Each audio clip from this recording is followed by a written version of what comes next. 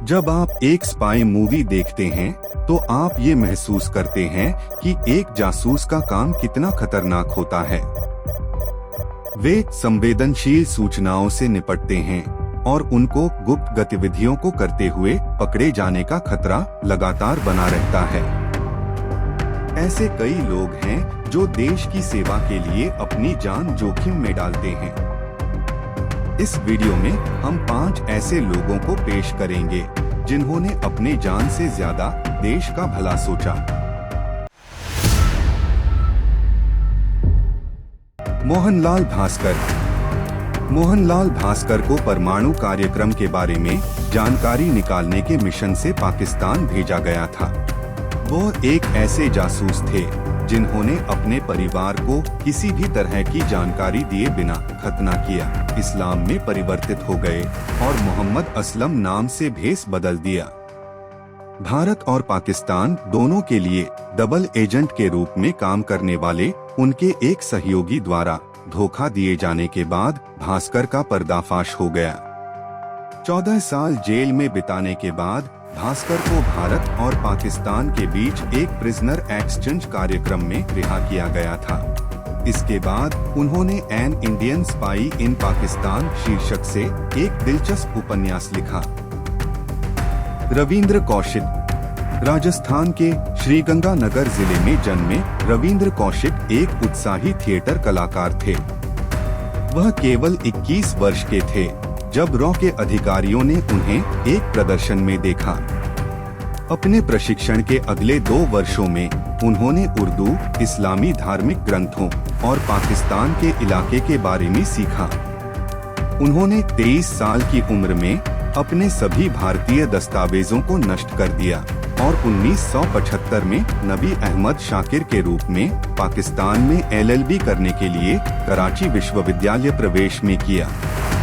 स्नातक होने के बाद वह एक कमीशन अधिकारी के रूप में पाकिस्तानी सेना में शामिल हो गए और यहां तक कि मेजर के पद पर पदोन्नत भी हो गए। उन्होंने अमानत नाम की एक स्थानीय लड़की से शादी की और एक बेटे को भी जन्म दिया।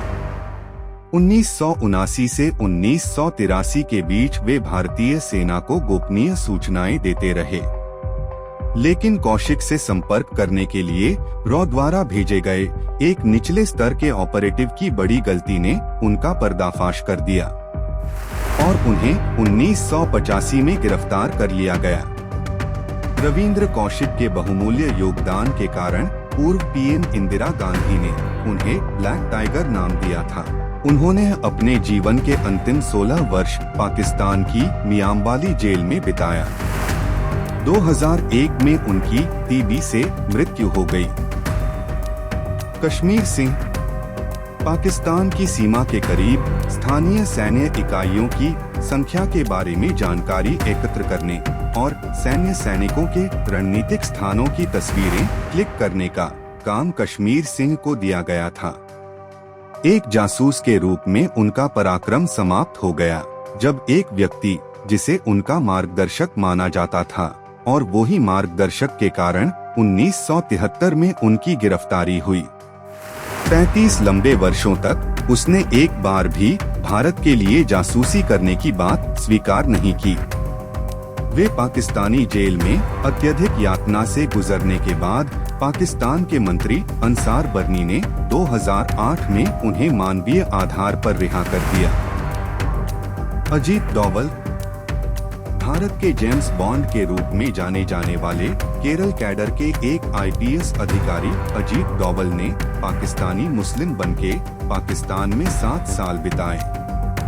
वह अपने प्रवास के दौरान भारतीय सेना को महत्वपूर्ण सूचनाएं देते रहे। ऑपरेशन ब्लैक थंडर के दौरान, जिसमें गोल्डन टेम्पल से सिख आतंकवादियों को निकालना था, तब खालिस्तानी आतंकवादियों के लिए पाकिस्तानी एजेंट के रूप में वे मंदिर के अंदर गए और महत्वपूर्ण जानकारी प्राप्त की। अंडरकवर एजेंट के रूप में काम करना बंद करने के बाद डोवल ने इस्लामाबाद में भारतीय उच्चायोग में 6 साल तक काम किया। उन्हें कीर्ति चक्र से सम्मानित किया गया है और वर्तमान में वे राष्ट्रीय सुरक्षा सलाहकार के रूप में कार्यरत हैं। सरस्वती राजमणि। सरस्वती राजमणि 1942 में 16 साल की उम्र में सुभाष चंद्र बोस की भारतीय राष्ट्रीय सेना में शामिल हुई। वह झांसी रेजिमेंट की हिस्सा थी, जो INA की सैन्य खुफिया शाखा थी। एक बार अपने एक साथी को बचाने के लिए, जिसे ब्रिटिश सैनिकों ने पकड़ लिया था, राजमणि ने एक नर्तकी के रूप में कपड़े पहने और ब्रिटिश शिविर में घुस गई। साहसी महिला ने ब्रिटिश सैनिकों को नशीला पदार्थ पिलाया और अपने सहयोगी को छुड़ाया। वहां से भागते समय उसे एक सिपाही ने पैर में गोली मार दी, लेकिन फिर भी वह भागने में सफल रही। हमें उम्मीद है कि आप भी हमारे देश के जासूस नायकों द्वारा दिखाई गई बहादुरी और राष्ट्रवाद से प्रेरित होंगे। वीडियो देखने के लिए धन्यवाद।